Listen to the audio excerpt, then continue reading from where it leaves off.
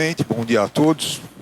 Prazer muito grande estar com vocês aqui. Queria novamente agradecer ao Adriano e ao Nalim. É um encontro de extrema importância. Muitas vezes a gente participa do encontro e não percebe a importância que ele tem. É aquilo que eu falei, o centro de qualquer município são as finanças, a experiência pessoal que eu tive, e se a gente fizer um bom trabalho, e as apresentações que tiveram ajudam muito o que vai acontecer.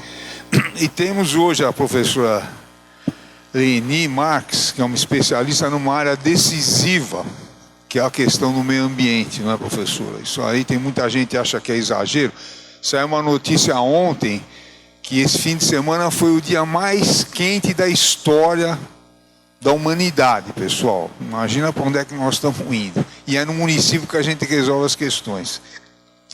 A professora é especialista em gestão, governança, ESG e GRI, ela pode até explicar depois, sócia fundadora do Instituto de Desenvolver, professora e palestrante, atualmente coordena o ESG Connect Lab, uma iniciativa da UB de inovação da Unianchieta em Jundiaí, São Paulo, membro da Rede Governança Brasil. Professora, por favor.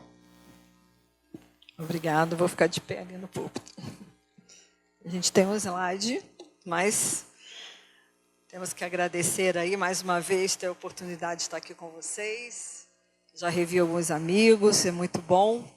Agradecendo aí a pessoa do Sérgio Nalim por esse grande evento. Estivemos juntos esse ano já em Jundiaí, no Unianchieta. Então a gente conversando, falando, vamos levar esse tema que é tão importante, né? E muita gente realmente não conhece, viu, Nalim? É algo muito novo. O Brasil, através do Ministério da Fazenda, lançou uma consulta pública em setembro do ano passado, onde ele veio falar da taxonomia brasileira sustentável. Quem aqui já ouviu falar, então, só para a gente ter um olhar aqui da plateia? Ninguém levantou a mão. Opa, uma lá atrás. Que bom. Opa, mais um lá escondidinho. Que bom. É algo muito novo. E por que é tão importante falar nesse momento sobre taxonomia? Onde a gente está falando também da reforma tributária, o que está acontecendo. Foi excelente essas palestras, que me sinto honrada de ouvi-los, de conhecer a experiência de vocês e ver como que realmente a gente tem que seguir as palavras de quem disse aqui, vamos estudar, estudar e estudar mais um pouco. Então, o que é a taxonomia? Passa aqui os nossos... Eu trouxe... E ficou tão pequenininho. Eu imaginei aquele telão que a gente veio lá, não aumentei, né? Mas é bem simples. É algo que vai classificar, trazer de uma forma única, mostrando para a gente o que é sustentável e o que não é sustentável. Porque muitas das vezes, hoje, a gente fala das questões ambientais, como o Odilon já está trazendo essa matéria, a realidade que a gente está vivendo no planeta, é muito importante a gente estar atento que a área de finanças ela é fundamental nos nossos municípios, porque tem várias formas hoje da gente melhorar. Então, avançando aqui, o que a gente tem? Eu trouxe aqui os 3 principais objetivos. Quais são? Primeiro é a transparência. Como dar transparência de forma clara e padronizar essas ações, o que é sustentável e o que não é sustentável. E também, com isso, a gente promover uma sustentabilidade. O que a gente viu esse ano no Rio Grande do Sul? Acho que essa realidade deixa mais marcado que nós temos que estar muito atento. Não é só da questão ambiental, é a questão da urgência climática que a gente está vivendo. A gente já atingiu aquilo que a gente previa no Acordo de Paris, que não poderíamos passar de 1,5 graus, e nós já chegamos a isso. Então, a gente tem muito a pensar. E aqui a gente destaca apenas os objetivos, a gente separou específicos, que são os objetivos ambientais e climáticos, que são 7, que nós destacamos, e os objetivos sociais e econômicos. Olhando lá de cá, desses 7, nós temos o quê? É principalmente mitigar e se adaptar às mudanças climáticas. Isso é fundamental hoje a gente começar a fazer. fazer a proteção e a restauração da biodiversidade do ecossistema. Hoje, olhando um pouco da Amazonas e falando um pouco não só do Nordeste, mas do Norte, eu fui a Macapá, viu? Já fui lá, já fiz trabalho lá, e é muito legal a gente ver que é um povo que realmente super resiliente e trazendo realmente muitas mudanças. Onde está a necessidade da gente preservar essa biodiversidade que vai afetar totalmente como a gente se alimenta, como a gente se veste, como a gente está vivendo.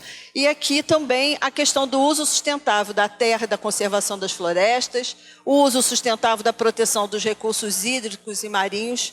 Aqui, na realidade, hoje eu estou em Jundiaí, embora o meu sotaque aí é bem suspeito, né, Sérgio? Dá logo para perceber meus S's, mas a questão que a gente tem hoje é que ficaremos com essa crise hídrica, não só a seca, mas muitos dos municípios já sofreram a falta de água e a partir daí vai afetar totalmente, né, a questão da nossa realidade nesse planeta.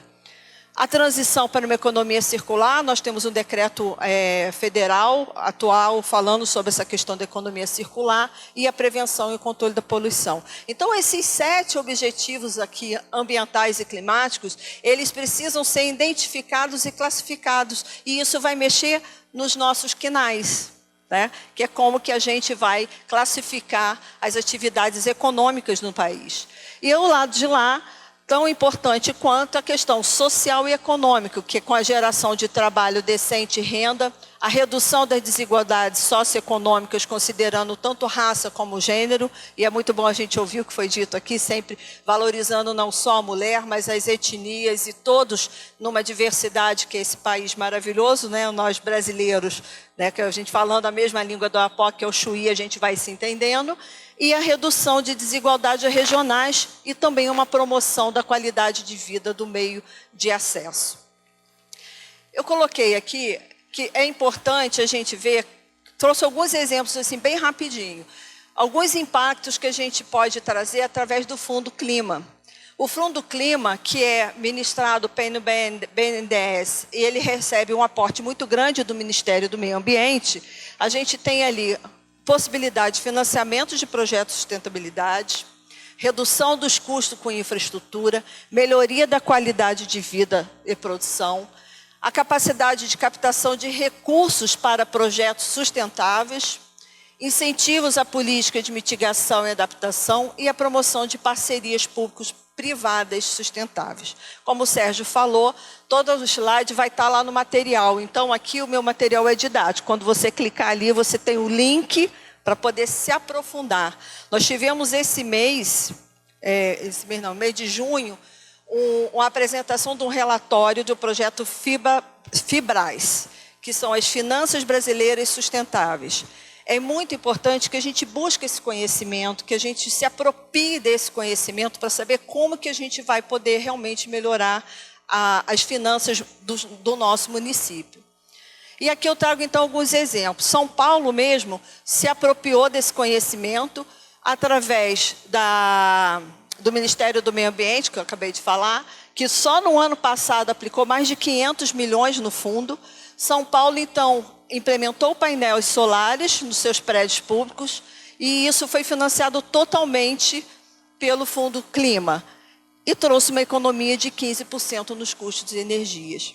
Então, a gente vai vendo que vários projetos você vai poder estar estabelecendo uma nova forma de operar e trazendo realmente benefícios às finanças municipais. Afinal, foi bem claro aqui, né, com essa reforma tributária que a gente vai ter que estudar muito o que ela significa. Quais são, então, esses impactos dentro da reforma? Também destaquei apenas 6 pontos, que é o incentivo a práticas empresariais sustentáveis, que inclusive isso já está dito, não só na nossa lei de licitação, na 14.133, mas a gente já falava na própria 866, quando ela sofreu as alterações, do desenvolvimento nacional sustentável, lembra? Pessoal aí da área de licitação, a gente já vem falando do desenvolvimento sustentável. E aqui, então, é importante incentivar essas práticas. O equilíbrio entre o desenvolvimento e a preservação, o estímulo à inovação e tecnologias verdes. E eu trago também como exemplo aqui, eu trouxe 2 exemplos. Um do Sul, né, que é Curitiba, que implementou o IPTU verde, oferecendo um desconto de até 20% para propriedades que adotam práticas sustentáveis. E, de acordo com a Secretaria de Fazenda de Curitiba, o IPTU verde ele aumentou em 10% devido a essa adesão. Então, pegando o nosso amigo aqui, ele acho que deu uma saída lá do Maranhão, você vê, ele deu 40% de desconto, né? Então, existem outras formas da gente poder estar trabalhando com incentivos chamado verde. Então, esse é o exemplo de Curitiba, e eu também trouxe o exemplo do Recife, que ofereceu incentivos fiscais para as empresas investirem em projetos de energias renováveis. Aí, analisando o relatório do IBGE, ele indica que 30% das novas empresas em Recife que utilizam algum tipo de incentivo fiscal verde, elas ampliaram as suas receitas também, ou seja, melhorando as finanças municipais. Tá? E aí, pessoal, o que a gente tem na frente? Desafios e oportunidades, sem dúvida. Quais são esses desafios? Primeiro é como implantar, fazer implementação e adaptação. É estudar. O que é isso? Né? É uma palavra que muita gente usava em biologia, mas hoje a gente vai ver que atualmente a gente tem em média 35 taxonomias implementadas ou implementação no mundo. Quer dizer, o Brasil não fica atrás. Ele lançou a consulta pública em setembro, em novembro levou para a COP. Então, a gente já se posicionou, a gente está alinhado à Agenda 2030, vocês conhecem a Agenda 2030, né? Os ODS lá, ele já está alinhado a isso e traz todos aqueles objetivos que a gente mostrou, tanto as questões ambientais e climáticas, como também as questões socioeconômicas. Tá? E aqui, importante, a interpretação das normas tributárias municipais afetam totalmente, como eu falei, vai ter alteração dos quinais. Então, são aquelas operações, o que é realmente sustentável e o que não é. É o que a gente vai precisar aprender junto, e tanto quanto a reforma tributária vai exigir esse conhecimento nosso, também a taxonomia sustentável brasileira. Fazer uma adaptação do sistema de arrecadação para poder se adaptar, fazer treinamento de suas equipes e a necessidade de uma consultoria especializada, porque, como foi dito aqui também, não é fácil quando chega algo novo. Eu também trabalhei em prefeitura, sentei em uma cadeira, tive uma sala, tive um computador, mas também um dia perdi, né, como o colega falou e ficou exilado, né? Eu um dia perdi, fui parar no corredor porque a gente tinha que fazer algo que estava incomodando, que foi implementar o primeiro pregão eletrônico, e eu comecei logo com merenda escolar, né? E aí mexi na casa de marimbondo, fui parar no corredor. Tá? Então, aqui é mais ou menos isso que vai acontecer. Alguém precisa abraçar essa causa, entender que ela é importante e ela vai ajudar muito o nosso país. Aí eu trouxe aqui o exemplo do Rio de Janeiro, que recentemente contratou uma consultoria especializada para implementar essa taxonomia e adequar a sua legislação tributária. E a implementação, então, ela pode aumentar até 5% ao longo de 5 anos, segundo os estudos que foram feitos por essa consultoria. Tá? Aqui, um outro exemplo é Belo Horizonte, né? Que ele utilizou a taxonomia para alocar os seus recursos em projeto de infraestrutura verde, e, segundo o relatório do Banco Mundial, ele destacou que a aplicação da taxonomia ela pode melhorar a eficiência dos gastos públicos em até 20%. Né? Então, ao a gente começar a entender o que é, como que ela funciona, como classifica, eu separei simplesmente alguns exemplos, né? Como já tenho experiência, né, Naline, com os eventos, que a gente quer cumprir aí o prazo e tudo, mas a gente quer trazer esse tema esse ano para esse evento, é para despertar a importância. E aí vai depender, lógico, com todo esse arcabouço que a reforma tributária está exigindo dos senhores e das senhoras, a gente precisa também trazer junto, tá? Já que estamos implementando algo novo, como a própria reforma tributária, também trazer a questão da taxonomia. Eu coloquei aqui algumas perspectivas para ir finalizando. Como que a gente pode trabalhar, né? Quais são os impactos? Então, a taxonomia ela pode influenciar diretamente as decisões de investimento e as políticas fiscais diante dos desafios emergentes e também da gestão financeira municipal. Então, a gente pode falar que desses desafios emergentes são as questões climáticas. Vamos nos preparar e precaver para o que vem aí. Saímos do El Niño, vem agora a El Niña, e agora a gente vai sofrer realmente, não vai ser muito diferente do que a gente já passou. Precisamos estar preparados para isso. A avaliação, o potencial dos investimentos verdes, que a gente pode aplicar, fazendo avaliações desses investimentos, proporcionando maior transparência e o direcionamento desses recursos, que na linguagem que a gente usa muito no ESG, alguns falam ESG, né, gente? São os critérios ambientais, sociais e de governanças que a gente já vem trabalhando desde 2004, não é algo novo, mas no Brasil ele tomou um porte maior, mas a gente vem trabalhando aqui que dentro desses critérios a gente precisa trabalhar a questão da transparência, o que o Brasil, em termos até de legislação, a gente já precisa cumprir há muito tempo. A questão da integração desses critérios de sustentabilidade na questão financeira e o desenvolvimento, então, de instrumentos que possam medir o que é verde e o que não é. O que não é greenwash. O que seria esse greenwash? Lavagem de dinheiro. Diz que faz, mas não faz. Então, vira e mexe, se a gente olhar na mídia, a gente vai ver aí algumas matérias que a empresa está assim, assado, e muitas das vezes ela não está ainda como deveria, né? Prejudicando, inclusive, o país. A gente tem vários casos aí que foram... vamos dizer assim, mais internacionalmente, né, como Brumadinho, Mariana, né, que a gente teve ali questões que ficou claro que faltou ali um trabalho preventivo e que a gente também pode olhar com isso e perceber quais são as lições aprendidas que podemos tirar de tudo isso. E aqui, já caminhando para finalizar, a incorporação desses critérios, né? De que forma? A taxonomia ela requer a incorporação de critérios ambientais nas finanças municipais, alinhando-se com a agenda de sustentabilidade. A identificação dessas atividades ela é necessária para identificar e classificar as atividades financeiras municipais que contribuam para a sustentabilidade de acordo com a taxonomia. E estabelecimento de métricas e para poder medir o impacto, porque uma coisa é a gente entender o conceito, outra coisa é definir quais são os impactos, metas e métricas. Precisamos medir. E, por fim, a integração com essas políticas públicas, que seria o quê? A taxonomia ela vai exigir a integração das finanças municipais com as políticas públicas de sustentabilidade. Então, portanto, demandando um planejamento estratégico. Então, não dá para deixar de lado. Esse ano, onde nós estamos se preparando para a nova eleição, né, a gente que já sentou também na cadeira do município, a gente sabe muito como é difícil esse ano, né, a partir principalmente agora do segundo semestre, onde muitos não continuarão em suas cadeiras, né, vai haver mudança, e a gente meio que fica parado. Eu gosto de lembrar uma coisa que é importante. Às vezes, quando a gente para, porque foi dito, como o colega aqui falou do Amapá, que ele ficou no exílio, eu gostei do exemplo dele, né? Que o prefeito tirou ele aproveitou para... ele está lá, estava te procurando, achei que você estava aqui. Ficou no exílio, né? Que o prefeito achou que você estava bom, foi lá, estudou, se aprofundou e voltou executando e trazendo resultado.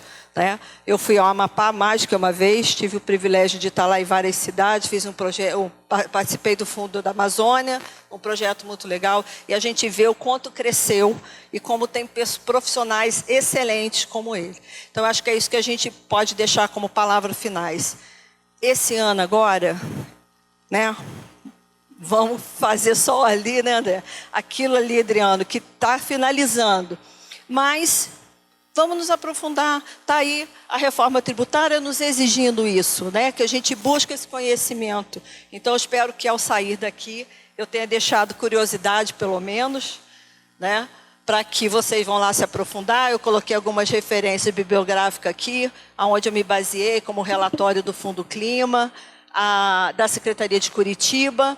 A FGV tem um estudo muito bom sobre o impacto econômico da taxonomia e também o relatório do Banco Mundial em termos de eficiência dos gastos públicos. Aproveitei e deixei aqui uma listinha, como professora que sou, sempre pensando como que eu posso contribuir e compartilhar um conhecimento, despertando que o outro também adquira esse conhecimento. Então, aqui tem uma lista com fontes e links úteis. Tá? A gente finaliza aqui, espero que realmente a gente tenha conseguido passar a mensagem. Não vamos ensinar o que é essa taxonomia, mas é simples, né? Né, Sérgio? E a partir daí espero que tenha. E podem contar comigo também, tem aí meus dados para a gente poder estar em outro momento compartilhando com vocês. Muito obrigada.